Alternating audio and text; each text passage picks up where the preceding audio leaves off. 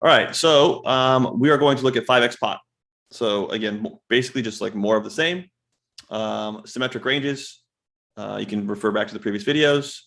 No interaction with the board, no interaction at all. Here's your 5 to 1 SPR. All bet sizes are enabled. There's no 5x pot here because we can jam. We have all in available to us. Pretty much all reasonable raise sizes available to us as well. Again, we have jam for the really big one. So both players can do anything they want. So again, before we advance, think to yourself, what would the out of position player do? What would I do if I was the out of position player here? What would my strategy look like? What kind of bet sizes would I look like? One of the things you should probably have as an insight now, again, you could pause it before I go forward. Okay, you're back, hopefully. So I hope you paused it. Okay, so one of the things you should have as an insight is the out of position strategy looks a little bit more chaotic. Okay, that's fair, right? Out of position looks a little bit more chaotic. In position is a little bit simpler in terms of like its execution. In position is probably going to look like bet big or check. Out of position is probably going to be, like I said, more chaotic. One of the things you should also appreciate at this point is that with the two symmetric ranges and the fact that the in position player has the nuts, 5x pot probably won't work. So shoving is probably not going to be a thing. Okay. Really big bets into a range that's just as strong as yours, probably not going to work. So we have an idea of like, okay, what am I expecting? Well, I'm expecting blocking. We've seen blocking a lot, right? Blocking probably makes sense with like pocket tens. Probably still makes sense. So blocking, betting 30% probably still makes sense with pocket jacks. So 10%, I expect that. 30%, I expect that. 50%, I expect that. Pot, I expect that. 2x pot, probably not. Maybe, but probably not. 5x, 3x pot, I would say almost certainly not. 5x pot, hell no. That's my thinking. I could be wrong. We could see this. Actually, it's been a really long time since I've looked at these outputs, so I could be surprised. I didn't check this beforehand, so we'll go ahead and check it together. 5x pot, hell no. 3x pot, nope. 2x pot, not really, no. Pot, sure, a little bit. Half pot, that's where that's where it's like you start to really pick it up. 30%, yes. 10%, yes, and a lot of check. Okay, so again, I hadn't seen it. I wouldn't lie to you guys. I didn't see it, but I don't have to see it. I mean, I saw the other ones. Like I saw the other ones with you guys. Just reasonable expectations based on what we saw. So you couldn't 2x pot it before. Why would you be able to 5x pot it now, right? So you couldn't 2x pot it before. So why could you 2x pot it now, right? We were betting all the small sizing choices were viable before. They're probably viable now. And checking's good. Where are we going to bluff from, guys? The bottom of our range. Wow, big shocker, right? So again, this stuff gets repeated. Now, granted, this is the same model. They're all symmetric ranges, and all we're doing is changing the stack to pot ratio. That's fair enough. That's a fair criticism. We're going to get into different models after this. But this is just so if you get into a situation where your range looks very comparable to your opponent's range, this is the type of behavior out of position should be exhibiting. Okay. And it's true by hand class. So pocket fours, bottom of my range. This is a hand I should be evaluating bluffing with. I have to make sure that I keep my bluff to value ratio intact. And that bluff to value ratio is going to be kind of low if I'm out of position because I might be using smaller bet sizes. So I have to be careful if I'm out of position that I don't over bluff. That's great. 5s through 9s, these hands, okay, we got a little bit of block here with pocket 9s in this model. That's kind of cool. But 5s through 9s in general, very high frequency checks. These are hands that clearly beat some bluffs. Don't have a much EV in the check option, but they have a little bit.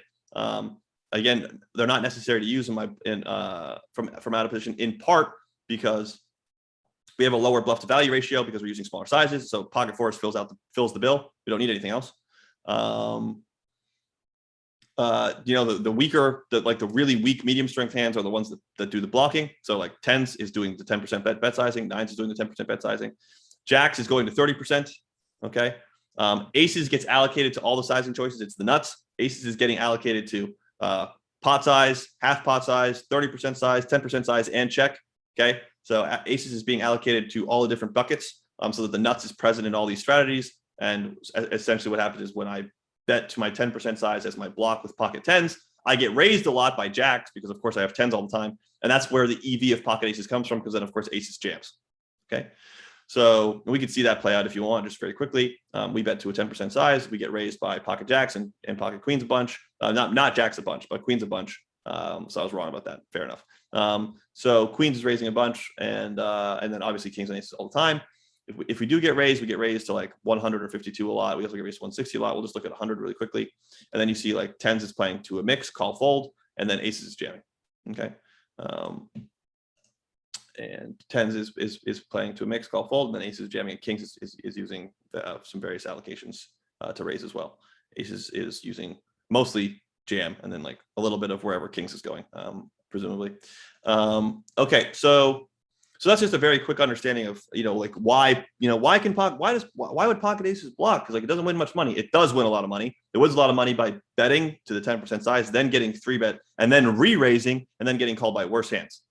So we bet to a 10% size, we get raised, we put out a bet, and then you get called by kings and queens sometimes. Okay, so that's where, and to a lesser extent even jacks is calling sometimes. So that's where the EV comes from for pocket aces when you bet small. It's important to understand that pocket aces isn't betting small solely to protect, quote unquote, to protect pocket tens. It's not about protecting pocket tens. If pocket tens is on its own betting to a 10% size, it will get raised relentlessly. Because it gets raised relentlessly, pocket aces gets introduced, because pocket aces benefits tremendously if your opponent wants to raise all the time. So you bet to a 10% size, you mostly have tens or nines, your opponent raises, assuming that's the case, and then you say gotcha, because you have pocket aces, and the EV that comes from that gotcha is enough to make pocket aces EV equivalent when it bets to a 10% size as when it checks, as when it bets to a bigger size like 30%, 50% or pot. That is how it works. The EVs are identical across the entire spectrum. So clearly, that takes some sophistication in terms of execution to actually make the EVs identical across all the strategies. And that's one of the criticisms that GTO players get from exploitative players. It's like, you can't do that. That's true. It's a fair criticism that I can't do that. But that doesn't mean that I can't play. There's an expression that comes from economics.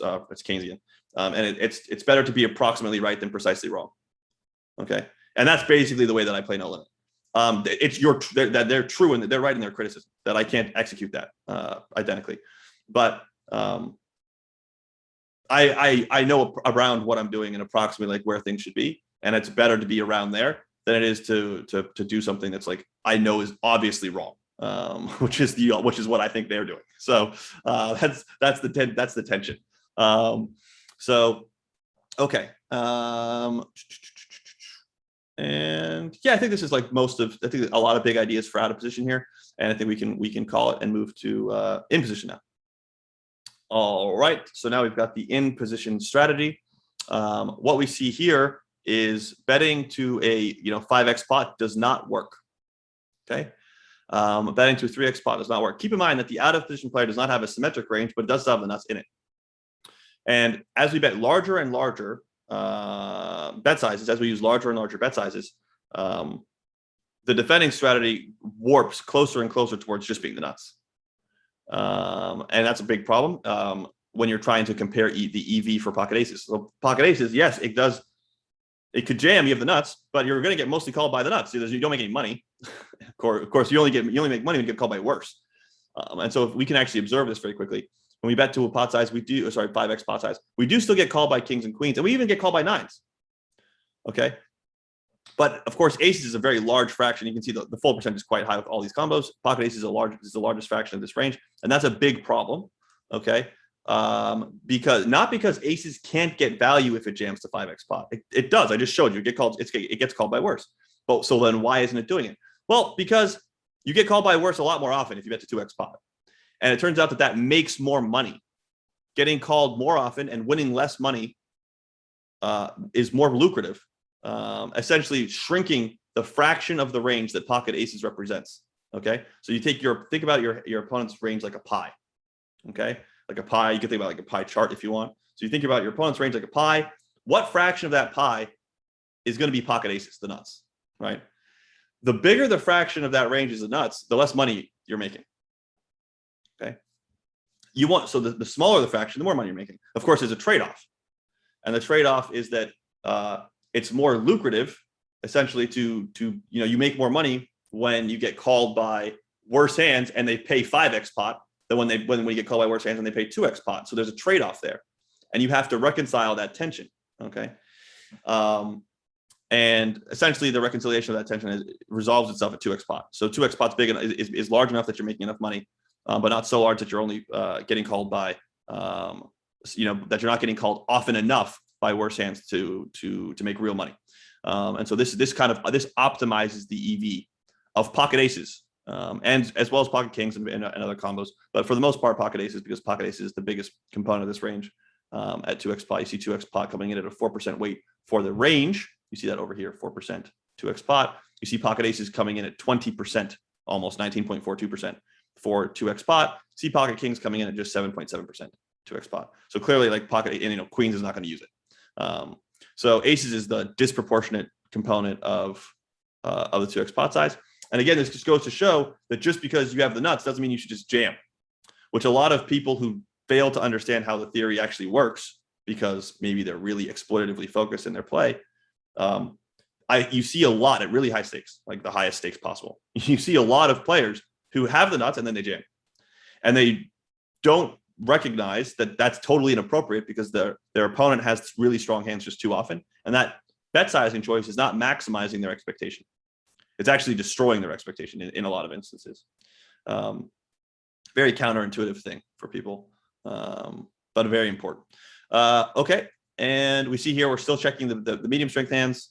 You can see here that betting really small still sucks. So betting 10% still sucks. Betting 30% still sucks. Betting half pot still great. Betting pot still great. Betting 2x pot still great. You can see which hand classes are going in which directions, right? So kings bets pot a lot, right? It doesn't bet 2x pot much. That's the nuts is betting 2x pot a lot.